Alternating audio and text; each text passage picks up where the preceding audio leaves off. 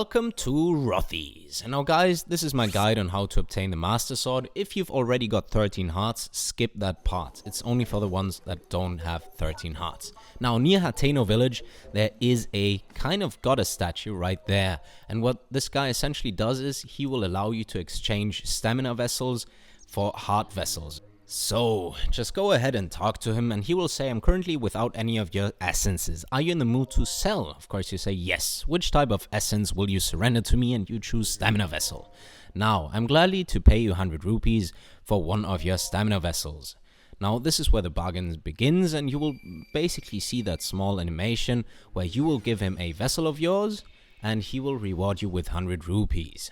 Now, of course, at first that doesn't seem like a pretty good deal, but there's more to it, guys. You can change the vessel or heart container you want back. Now, you just choose, I want one back, and you will choose heart container.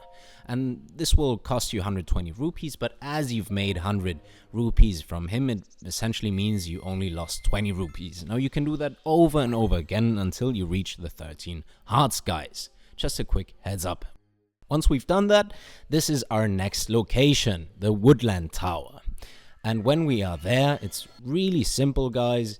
You only have to follow the path right here. I'm gonna speed things up. And as you can see, this is our location. Now go ahead and fly there and then kind of go into that forest and you will see that path right here. Now, once we are there, go ahead and save. So if something should happen, that you are at the perfect location to start everything over. Okay, so now the fun part begins. Once you are in the Lost Woods, and there were some frame rate issues, but nothing too bad.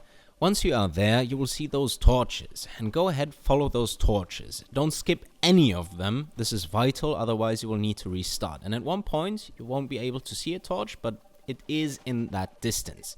Okay, so once you're here, make sure that you've got room for this torch. Light it up, and now really be careful. This might happen, and you will need to restart from this location. But don't worry, guys, I have you covered. Now, what you actually have to do is, you kind of see that fog, and you will see it kind of blow in a certain direction, and this changes. I don't know if if it changes like constantly or if there's a real path. I'm really not sure. However, in that case, you will see the fog blowing into the right direction. So just follow where that fog actually guides you. This is basically what you have to do. Now, we'll speed things up a bit, but you will get the idea of what I did there.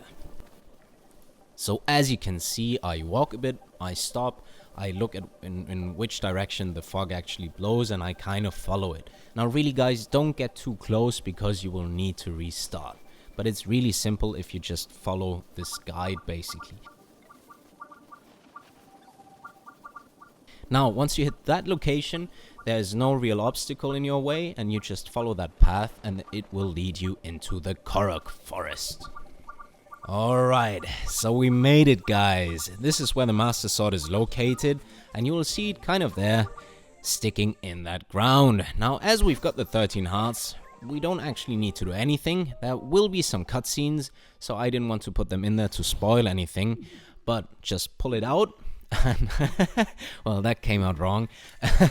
But continue to do that, and as we've got the 13 hearts, nothing should happen. And after that, you've got yourself a Master Sword. So guys, this was my tutorial or my guide. I hope you enjoyed it. If you thought it was useful, please give it a like. That would be awesome. And if you would like to see some more content, subscribe. I'll see you soon, guys. Bye.